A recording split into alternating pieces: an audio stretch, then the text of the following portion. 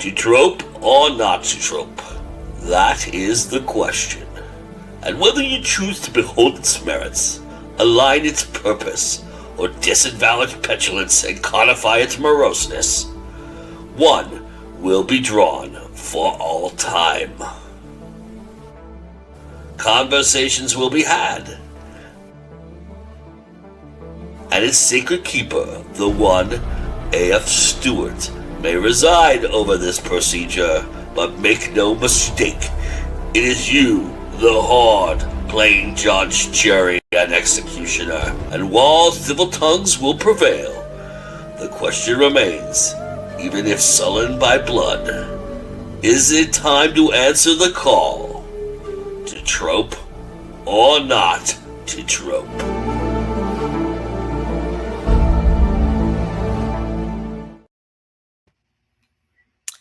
Okay, hi everybody. It's another episode of Trope or Not to Trope, and tonight we are discussing villains that never die or villains that won't die. Just basically those pesky villains that just keep coming back. And our guest tonight is Mackenzie Knight, and she's going to be arguing against keeping the villains alive, and I will be defending keeping the villains alive tonight. And so this is our show, and be sure to send a star if you're over on Facebook, so that we know you like us, for one. And you'll also be entered in as a prize package, so there's a benefit for you as well. And if you're over here on YouTube, be sure to like the video. So now we will, I'll let Mackenzie introduce herself, and then we will start the debate. Okay, so Mackenzie, take it away. Hi, everybody. I am Mackenzie Knight. I write thriller, suspense, a little bit of historical, mostly pro-women, but basically as long as somebody's getting revenge and taking out an enemy, I'm all about it. Yes, a woman after my own heart, that. So. Okay, so basically as I said, we're talking about villains that never seem to die. And so I'm defending, and I'm going to start it by saying an iconic villain is something that you should preserve, because if you kill off your iconic villain or your well-loved villain, then the next villain, especially if you're doing a series, might not be as interesting to the readers. So what do you have to say to that? I think that it's actually something to build on. If you have an iconic villain, somebody that has a signature style, you can have copycats, you can have somebody that builds on it, somebody that maybe improves on whatever got that villain killed. Interesting point. But does it really have the same feel as the original villain? Do you think you can give the same feel as an original villain? Maybe not necessarily exactly the same feeling, but instead you can expand the original reach of the original villain. You can take it, you can build on it, and you can grow the audience and grow the connection from there. So you're saying that, like, something like, say, a villain's son takes up the mantle, something of that nature, perhaps? A son, or maybe a victim that developed Stockholm and suddenly decided to improve upon. They survived, and now they know how to defeat the villain, but now they actually have come to identify with that same mission.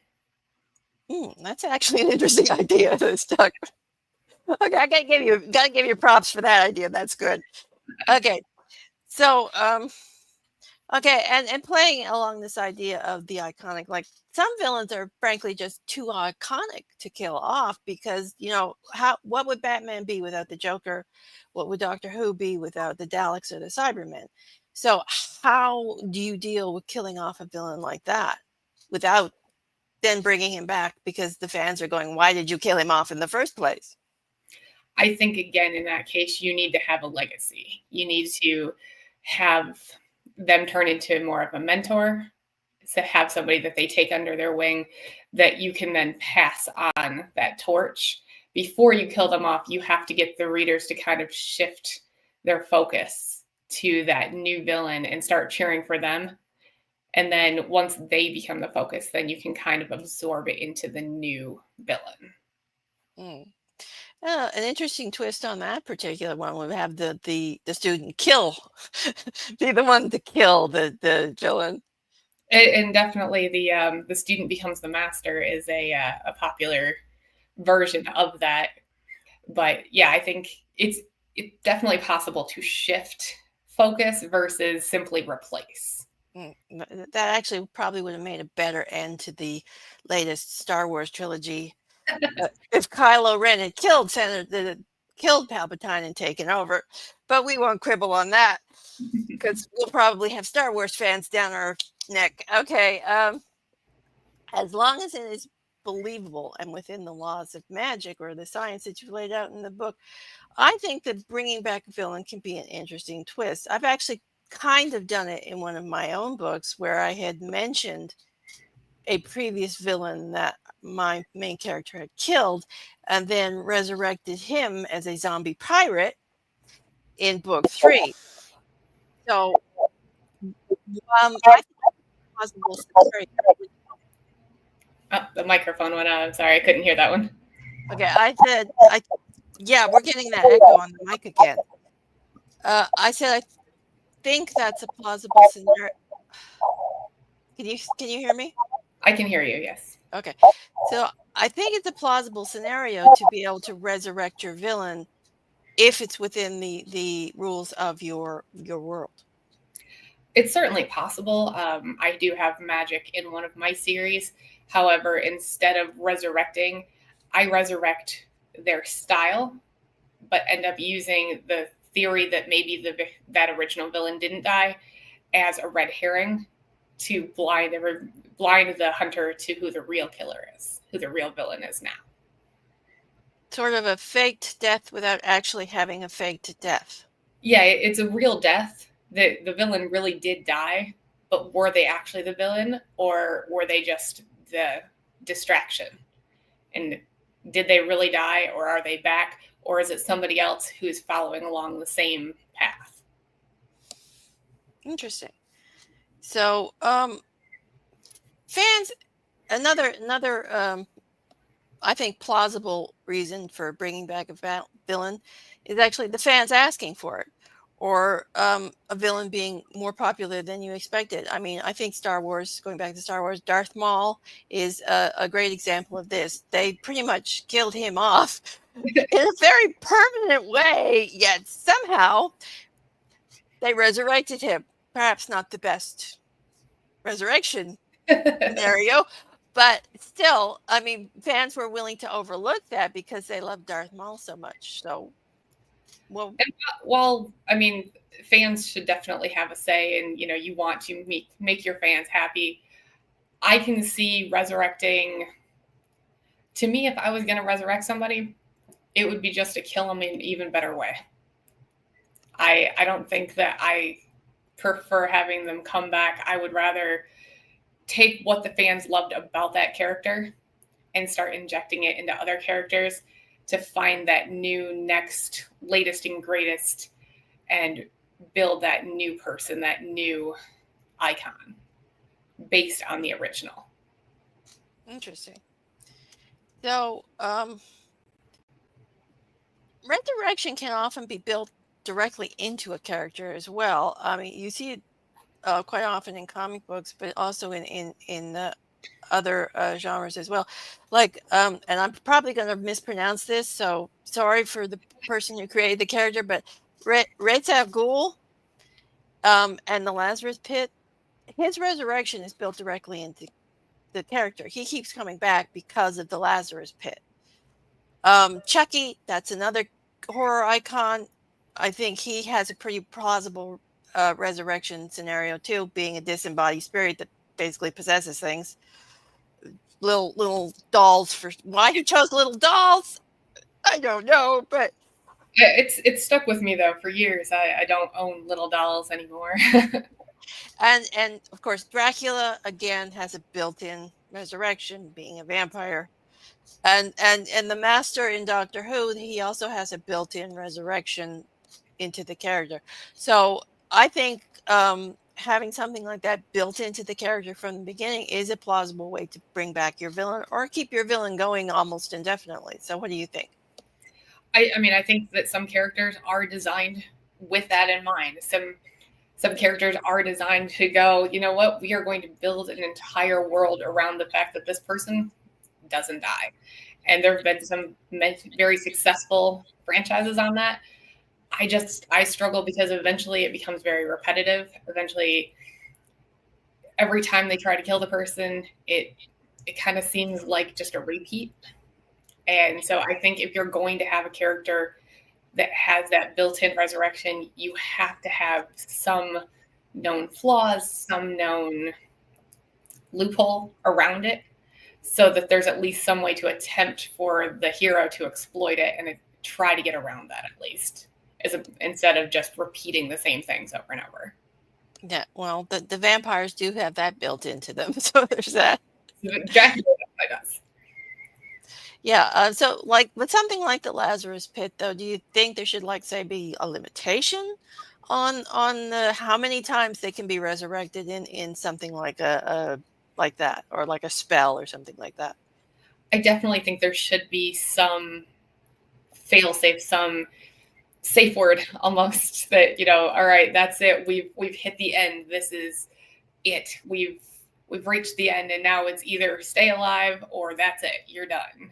So yeah, a limitation, you know, you can resurrect, but only 13 times or whatever your specific thing with your world is. I think if it goes indefinitely, eventually you're going to lose the ability to be creative about how you continue that on. Yeah, the villain might get a little bit more careful after that 13th try, 13th resurrection. It's like, oops, that's the end. Got to be a little more careful about dying now. It's like the cat with 9 lives. It's like, oh, you're on number 8. You might want to, like, I don't know, walk a little more carefully now. But and then you can even build that into the character as you're getting through. Okay, I only have so many times I can resurrect. As you get closer, you start being a little more careful. You start being a little more strategic. Or you just go full on and just, you know what, go out with a bang. This is the last one. Let's go. But you can actually use that to amp up the storyline. Yeah, good idea. So, and I just want to throw out to the audience, if you people have any questions or comments, feel free to drop them in the show and ask. So, okay, so our next point here about defending the bringing the villain back is that sometimes, especially if you have like a comic book series, a death scene can be just awful. It's like it feels like a cheat, or the fans don't react to it the way you think they would, and so bringing the character back can actually be a way to rectify that mistake. So what do you think about that? I think if that's what you're doing, there's a reason you killed the character in the first place. And so if you're going to resurrect them, it has to be to fix it and do it better. You should still kill them. You should still kill them off and end it. But you need to just, if you didn't get the reaction you wanted, if you didn't get the impact you were going for, then you need to look at the writing and what led up to it and go, okay, what is it I missed? And then figure out a way to do it again and actually make it final the way it's supposed to be. Because there's a reason you tried to kill him in the first place. Okay, so, and this one is an interesting one, but what about zombie villains? I'm not a fan of zombies, so there's so many weird different versions of zombies too. But even zombies, if you look at trying to think of the Dawn of the Dead, you can still kill them. They're almost more my version, what I like, where they're technically undead, but you can still end them. You kill one and there's still a horde, but okay, you just, got to find, I don't know if it's the head zombie or whatever it is you need to do to kill all the zombies, set the mass on fire, whatever it is that kills that particular breed of them. But to me, that's not, other than the one resurrection of living person turned into zombie. That's your only resurrection. After that, if you kill them, they're dead. So I think that's almost more my style, because you might get one more chance, one more bite at the apple, but after that, they're done. And then you just move on to the next one. They're more of a group versus in a continuously living villain. Okay, so this one's a very popular sort of way to bring back villains, and not just villains, characters in general, and that's time travel shenanigans. Yes, time travel. Uh, yeah, you one of the characters goes back, alters something, villain pops up alive again, and then you've got the whole reverse Flash paradox that frankly makes my head hurt a little bit. But Mine too. Mine too. It's a lot of butterfly effect on that one. I think a lot of people, and like you said, it's not just villains on that one. People bring the hero back to life that way too. Something goes back, and all of a sudden, the hero that the villain managed to actually succeed and kill is back, and then this time they kill the villain, and then you get your happy ending that you're looking for. There's a lot of merit to that one, actually. I think it gives almost like a second chance. I like second chances. I don't like 30th chances necessarily. But sometimes you maim versus kill, and then you finally kill in the end. I think that the time travel adds that ability where it's the end, but is it? And then you get that one second chance. So I actually, on time travel, I think I can, as long as you're willing to go both sides, villain and hero, I can support that one a little bit. Okay, so we got a question here. It says, what about if the villain reforms? Would that be a good reason to keep them around? So it's more like a personality reveal. Yeah. You kill them, but you bring them back, but now they're a good person. Yeah, I got a point on that one later too. So, but it's not quite what his question is, but we'll discuss that. I don't know. I guess maybe I just don't read a lot in that particular genre. I can see. Okay. I guess they wouldn't really be a villain anymore if they had reformed. So maybe they would be coming back to help take down the villain because they had inside information. Yeah. Okay. I'm defending the villain trope, but I do not like villain reformation. Okay. I'm just putting that out there. I do not like it when the villains reform. If you're bringing back a villain to reform him, okay, but I'm not a fan. I haven't written it, but I actually think I'd be open to the possibility. I think because then you're almost bringing the bad guy back to become a good guy, and they might be that key that they needed to actually finally succeed. So I can see some merit to that. That could be kind of cool. It's not a genre I read a lot or one I've written, but I could actually, I could see that one. Oh, that's it. Or maybe they're just playing the hero or scorpion frog kind of thing. Or also another alternative I found is you when you're reforming the villain, you kind of turn him into an anti-hero as opposed to a full hero. Very true. Very true. I guess it would just all depend on how it moved the story forward and how much of a role they ended up playing in the continuation of that story. Are they just there as a distraction? Are they coming in to kind of be a double agent? What is it that their actual point of reformation is doing in it, and to what extent are they reforming? Yeah, I mean, but yeah, if you're bringing back a villain from the dead, reforming him, and then his reformation turns out to be just another ruse because he's still a villain, that could be an interesting twist. That could. How about the very popular multiverse scenarios where the villain has degrees of villainy? Yeah, we're getting to that one too, Joe. Yeah, stop getting ahead of me in the questions. But yeah, that's also an interesting question. Okay, so now we're going to do the proper faked villain death, where the villain actually fakes his own death and he's not really dead, but then pops up as an alive person. Yes, I did ask for questions. Yes, I did.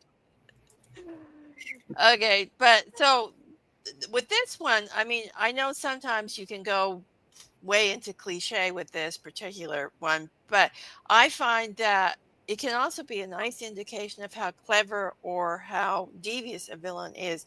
Like one of the ones I liked was Rowena from Supernatural. When she faked her death, Lucifer supposedly killed her, but then she popped up later and she had a pretty good explanation for how she faked her death as well. So it can be done well. So what do you think about the fake death? Fake death once, I can definitely see. Especially if you've got kind of like in that case, you got Lucifer as like the scapegoat. And you're like, no, you totally killed me, but not really. But again, that's where if you're just doing it for the sake of a plot point versus repetitively, you know, if you fake your death once is a plot point and it's a very cool way to pivot the story or create another level and layer of that story. If you're doing it over and over and over again and you're constantly bringing the character back book after book after book, then it simply gets repetitive and I feel like it's unnecessary. I feel like there's a lot of other ways you could do that. One time, especially with a good explanation, I can see it being a valid form for the story. Okay, so now we're getting to the multiverse question now. So put your ears up, Joe. Okay, so villains can come back, as he said, as alternate universe, alternate dimension characters, and sometimes you can turn heroes into villains, like in Star Trek's Mirror Universe. And I think that can work well for a dead hero coming back to life, or a dead villain character coming back to life. So what do you think about the multiverse scenario where you can have villain dead in one universe and alive in another? I can honestly say I have never read or seen anything that's multiverse. Not my general genre. Most everything I do is set real world, but I think that if you have, I guess I prefer consistency. So if you've got a bad guy in one universe, there's a bad guy in every universe. If you kill them, then that should affect them in every universe. It might weaken them where they're not necessarily dead yet in another, but they should have some sort of connection. So if you kill them in universe A, then in B through F, they should be weakened, and whoever's going against them there should be able to somehow sense that and be able to kill them as well. Jet Li actually did a movie with a similar plot line. There was one of his alternates was killing his doubles in all the universes, so he would get all the power. I forget exactly what the plot was. So yeah, that's kind of an interesting point. And then of course they just did it so Jet Li could fight Jet Li in the movie, frankly, but yeah, which was very good. But that I can't really argue. I'm very pro Jet Li versus Jet Li. Yeah, he needed better movies, honestly. But you've obviously never watched any multiverse because that's not how the multiverse works. No, it's not, and I know it's not. But it is an interesting idea. The reasons why I don't watch those is just because I prefer that consistency that spreads across all worlds. And I know that that's the whole point of the multiverse is that's not the way it works. That each individual universe is separate and has its own rules. Oh yeah, Jason Statham was in that too, wasn't he? Okay, so I think that the Expendables, they were in the Expendables together, didn't they? That was a good movie. But anyway, I digress. yeah, I should not bring up action movies. I digress too much when I talk about those. Anyway, so okay, now another trick for bringing back a villain from the dead is to have their spirit come back, but possess something. Like say, like the Dresden Files kind of does this with Bob the Skull.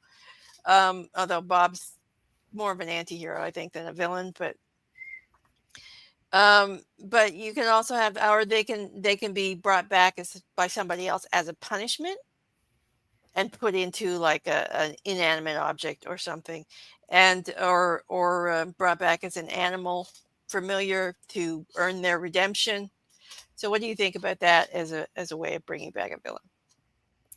I think that's a little different than having the actual villain. The possession is very similar to having resurrecting villain to villain. You've got the villain, and then his spirit invades another person. Although in a way, that's sort of that legacy I was talking about before, where you've got the actual villain that everybody loves, and he does die, but he finds a way to live on by possessing someone else. But now you're actually cheering for almost the team, the person that is the new villain, but is also embodying the original villain. So that's in a way kind of moving it forward to the next person, for making them earn redemption or bringing them back as an inanimate object or an animal. I don't necessarily know that I can think of that as the same type of resurrection. That's more almost like a not a plot point, but like a prop. They're a prop and something to be referenced versus the actual villain. Because if you bring them back and stick them inside of a grandfather clock so they can watch everything, they're not really participating so much as just observing. Okay, so what do you think about the variant in this particular resurrection when another entity, another spirit or supernatural monster inhabits the villain's body, which is still dead, and resurrects him that way? I mean, the villain spirit is gone, but the body is resurrected. So the body is like a meat suit, basically. So the body's now a zombie for a different villain. Yeah. Interesting, because from a physical perspective, that would be the original villain. However, because it's being replaced by the essence of a new villain, you still get that same thing, that kind of passing of the torch. Because what I would love to see personally is you kill the original villain, and that spirit tries to inhabit a new body, but there's another evil spirit already inhabiting that body. And those two evil spirits, those two dead villains, are now battling it out to see who gets to possess the one living body. It's a version of resurrection, but at the same time, either one is still kind of a passing of the torch, because it's still either a different essence in the same body or the same essence in a different body. Well, interesting twist on that would be if a possessing, like I say, a demon possessing the dead body of the villain, and the villain actually catching a ride with the demon, so that they're both repossessing his body. That would be interesting. The question is, who would guide who?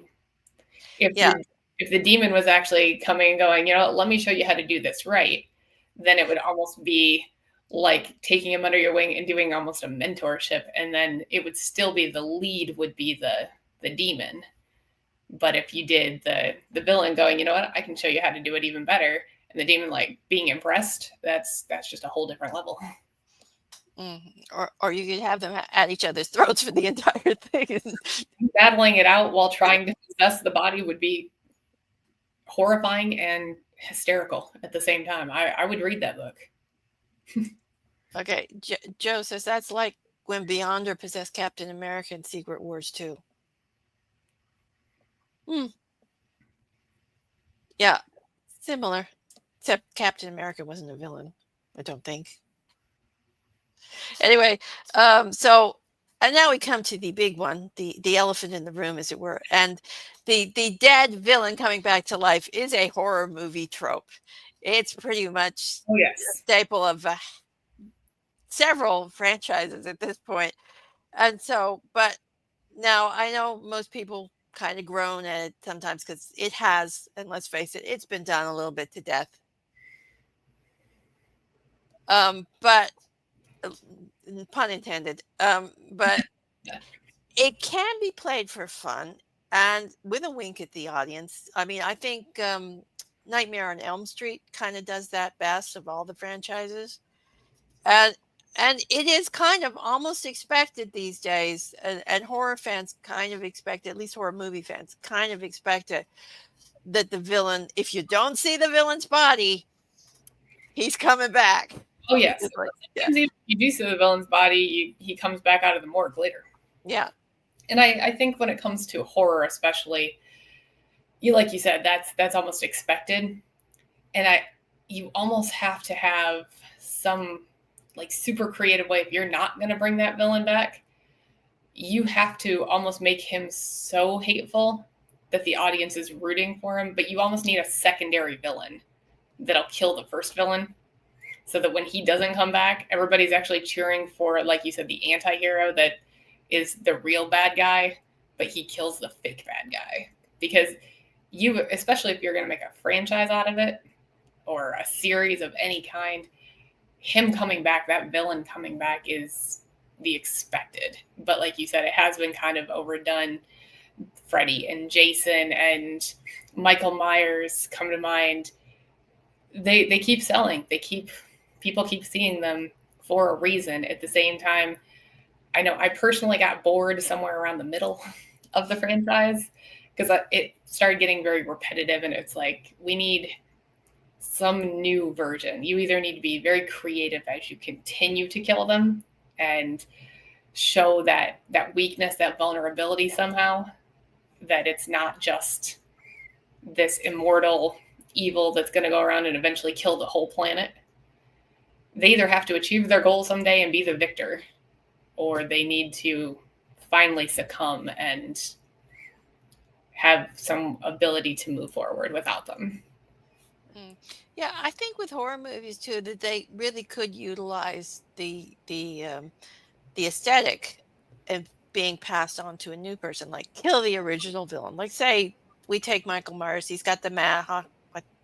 No, Jason's the one with the hockey mask. Michael Myers is the one with the weird face. Okay, it's hard to keep these things track of these things. So let's take Jason with the hockey mask, for instance. That's pretty much iconic. If you were going to kill Jason off, you could have someone pick up the hockey mask, so to speak, and continue the tradition that way. Have a new Jason. Yeah, absolutely. And again, those movies would be a prime example of somebody who survived the first time and maybe tried to kill them, but maybe started identifying with the mission as they were trying to kill them, and they were learning about them and getting to know about them so that they could try to find the weakness. Instead, they discovered that vulnerability, but also started to identify with the villain's original and main mission, and started either copycatting or doing something. And it came down to one final battle of only one of us can survive. And the new villain kills the old villain, and they continue the mission on after that. So there's a lot of possibilities to move forward eventually with that particular trope. Yeah, and that particular trope, you could give the victims kind of a sense of closure because they think the villain is dead. Yeah, absolutely. The torch has just been passed. They succeeded, but now all of a sudden they don't even realize there's this whole new threat out there that they don't see coming because they're technically one of them. But are they? Now they're not. So there's a lot of things you could do with that, where I think you almost have to resurrect a few times just to give that kind of sense of immortality. But then that is what makes that ultimate victory when you kill him by the new villain so much more powerful. Yeah.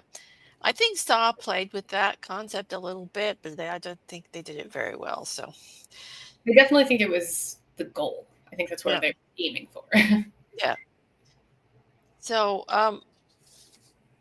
now another dead villain coming back from the scenario is when it's played for laughs, like in a comedy. So Austin Powers did that a little bit. You know, the villain everyone thought was dead comes back and wants $1 million. Oh yes, Dr. Evil.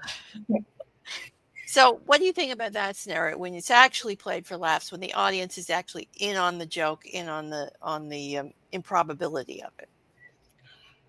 On that one, I'm not going to go against that. I think when it's done for the sake of the complete level of ridiculousness, and the whole point is this is so outrageous and so out there, I think when done well, that actually has a lot of merit, because that's the whole point, is they're kind of mocking the horror side of it, where they're like, can you believe this guy just won't die? We just can't kill him. And now it's like, haha, see, this is what happens. He gets more ridiculous every single time. And so for the sake of parody, I actually think it's a very well done trope. But I support it in comedy. In horror, I think it can get very repetitive. And there is kind of like a sub context to that as well, is when a TV show or a movie or whatever, they acknowledge the fact that this guy doesn't die. The original MacGyver series did this well. They acknowledged the fact that the main villain didn't die. This recurring villain didn't die, despite the fact he should have several times. But they didn't explain it. That's what I liked about it. They just didn't explain it. It was like the hero was just like, "You're not dead," sort of reaction. So it was kind of like a wink to the audience, a nod to the audience. Yes, we know this is ridiculous. So what do you think about that? Again, there's some merit. I like the involving of the audience and kind of bringing them in as almost like this invisible character, kind of breaking the fourth wall. But at the same time, I would be very careful to sprinkle that selectively.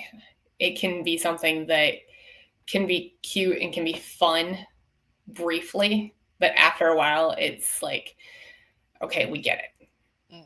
It's you've done that. Now what's next? Yeah. So selective would be my suggestion on that one. Yeah, and I will give it to the MacGyver show, because when they did bring the villain back, Murdoch, he was actually injured from these things that happened to him. Like, he had burns and he was in a wheelchair. So yeah. So and that's what I was saying with like Michael Myers and stuff like that. If you're gonna keep trying to kill him, there should be some results, some effect of that. So eventually he gets some level of vulnerability, some actual killability to him. Okay, and so now we come to the one that's used quite a bit, and that's immortality, or even surprise twist immortality. Is like, oh, we thought we killed him, but oops, he's immortal. So now what do we do? And then I think that can be an interesting way, if done well, to raise the stakes in a story. What do you think? I think it leaves you with a lot of questions as to how you actually move the story forward. Honestly, I think that if there is no killing this person, you pretty much have two options. Either find a way to imprison them and bind any powers they may have, or die. Because they've taken away, if you can't kill them, what is your goal now? So unless you have some sort of stated goal beyond killing that villain that apparently can't die, you've almost painted yourself into a corner. You have to have some adjacent stated goal as to how you defeat them if you can't kill them. So you've got to make sure that you have that backup plan once you figure out that they can't die. Mm-hmm. Or you can have the villain win. That is an option. The villain certainly can win, and but that also ends it too. Mm-hmm. You know, if Michael Myers just goes around and stabs the whole planet to death, then he wins. Yeah, I mean, we wouldn't have to die anymore. So. That's true. He wouldn't have to die. We wouldn't have to keep rooting for all the people running away from him and trying to come up and surprise stab him and fail. Okay, and so another way a villain can get resurrected without technically actually being raised from the dead is if you give the villain a prequel. So what about that idea? A prequel, I don't know if I can consider that a resurrection so much as a backstory.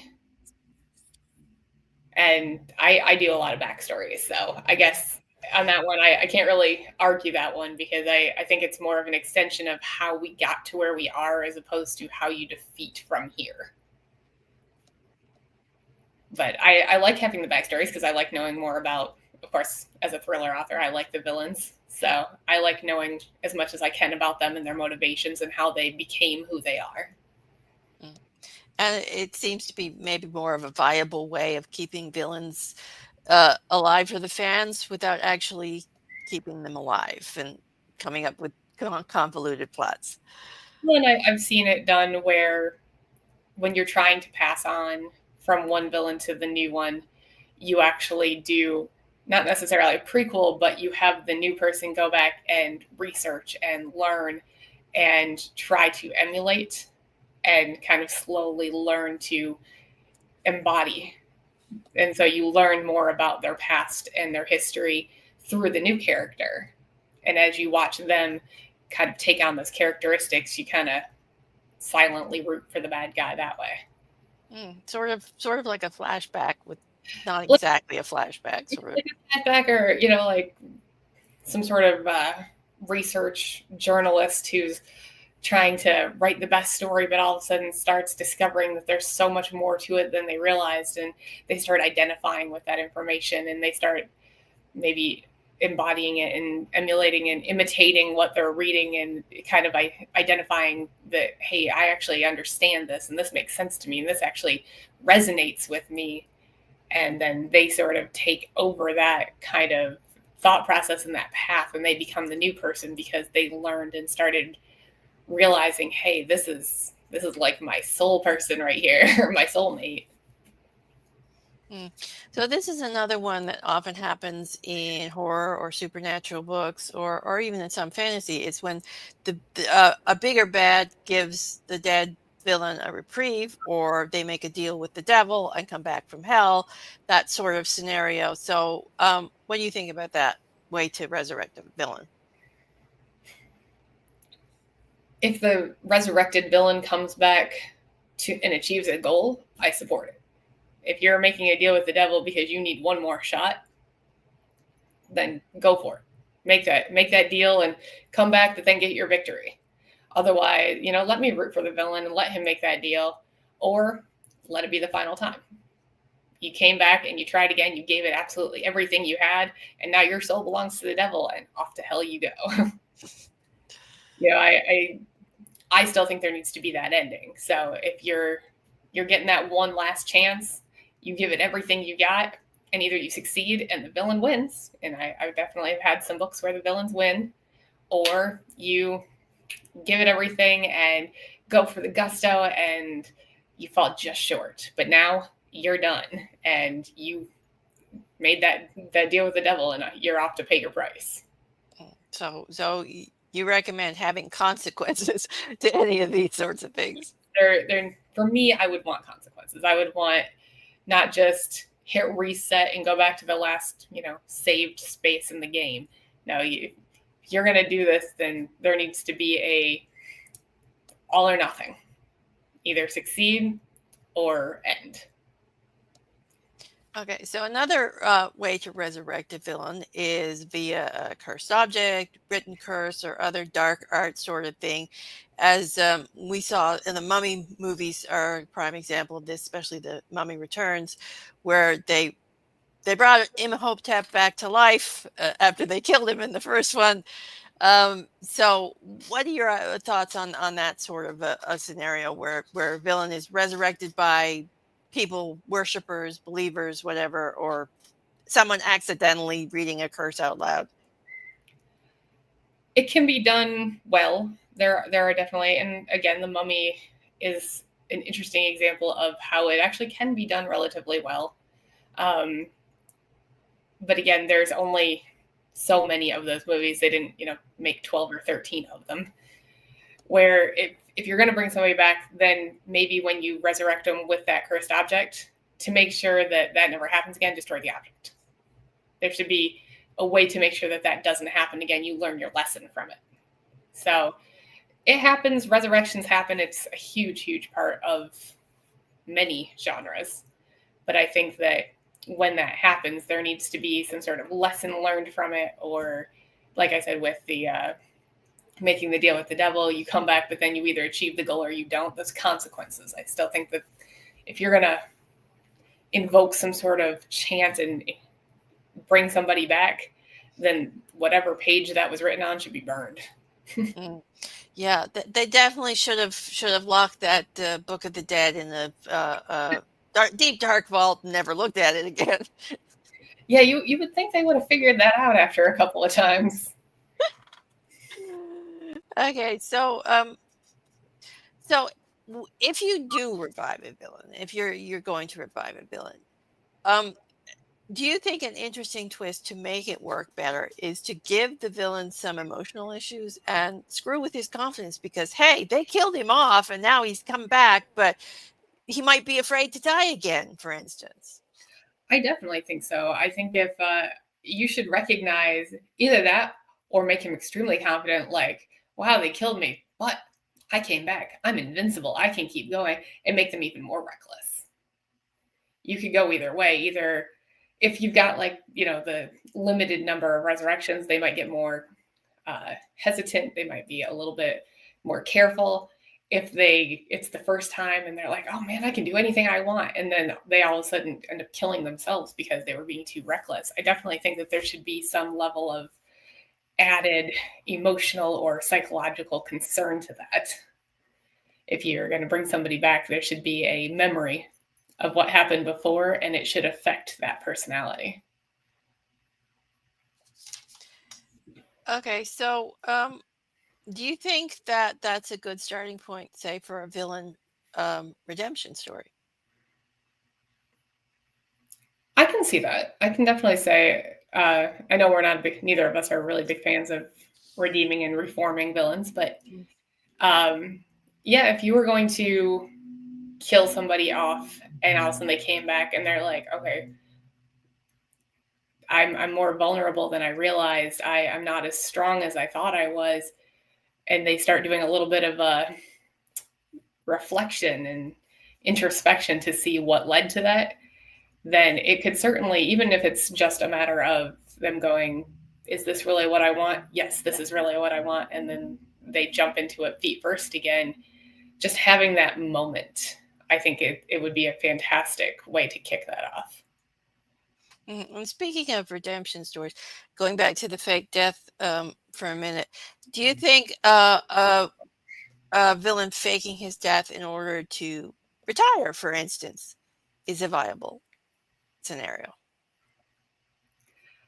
As long as it's successful. If I'm going to fake my death and I'm going to get out of the game and I'm not doing this anymore, and then they actually stay out, or I would love to see a villain do that where they kind of retire and they fake their own death, but then they keep like almost noir style pop in and just make comments about it. Like they're watching what's happening in the world and just going, man, in my day. I would love to see almost comedic relief from that and see them go from being this super bad guy to almost being the levity. So another thing you see often happen, and this happens mostly in series or comic books, is when a new writer comes in, and they decide to bring back a villain because they've got a new idea, a new story take. So what do you think about that kind of a scenario? If it's got a new mission and it's a new twist, I still would want to give it to be like that legacy. I know I keep going back to that, but to me, that's still, the son of the villain that died. Now they have a new idea, but they find the magical suit. They find the cursed charm and talisman, and they're able to bring him back with a new character that still has a lot of essence, a lot of ties to the original character. To me, that would still be the better way to go with that. To still do that legacy and that handing off. Yeah, they do that an awful lot with hero characters, or that you don't see that a lot with villain characters. No, Villains seem to keep going. It's the heroes grow old and have to hand it off to the next generation. Yeah, because I mean, I know with a lot of like the Justice Society characters that they pulled back into the DC universe, a lot of their superhero character roles got passed on to sons and mentors, sidekicks and things like that as well. But you don't see that an awful lot with the villains. That's an interesting idea. And that goes back to what level of magic or superpowers do they have that allows them to remain in this kind of permanent state of being while everybody around them gets older or more feeble, or what makes the hero more human. I think I like a villain that is also human, is also that same level of vulnerable, so that it's a level playing field, and you might have to see them retire or pass it on or do something where you can see that level of vulnerability. Yeah, a lot of cases, I think that some of the villains are a little like overpowered to beyond the hero. Like you see a lot of, especially in comic books, you see a lot of like godlike villains or supernatural monsters in horror too, which gives them a little bit more of a edge on staying alive than the heroes. It does seem like that, like almost there's some sort of extra level with the evil and that agreement to be the bad guy. It gives them the ability to stick around a little bit longer, that staying power. But I think I would really enjoy seeing, like, all right, I've made this deal with the good side, I've made this deal with the dark side. They're perfectly evenly matched. So let's see who's actually just the better fighter or who has the better strategy. And I think that's why I prefer it more like real world scenarios where the monsters are more in your head versus some sort of magical powers, just because it's strategic versus who has the better talismans. Yeah, I think I'd like to see a villain do a deal with some kind of supernatural entity, and then have the supernatural entity pull the deal out from underneath him at the crucial moment because he's a liar. That I could support. I could definitely like that, like almost a It's villain like, yeah, villain. yeah, it's like, yeah, why did you believe me? I'm an evil thing. I gave you evil magical powers. Why would you think I would help you? Yeah, It was just it's you like, were my entertainment. That's what you were for. yeah, exactly. I'd like to see that story, but anyway, okay. So I think we'll wrap it here. I think we've been defending and arguing against raising villains from the dead quite successfully. I hope the audience enjoyed it. I'd like to thank you for being a guest. It was a pleasure chatting with you and debating with you. Oh, absolutely. Thank you for having me. This was fun. Okay, and tell the audience where they can find you and your books. You can find my books on Amazon or on my website at writingforces.com. And I am always out on tour somewhere. So if you check the website, you can find all the different locations that I'm going to be out on. Okay, that's it for this episode. And remember, it's always time to go indie now.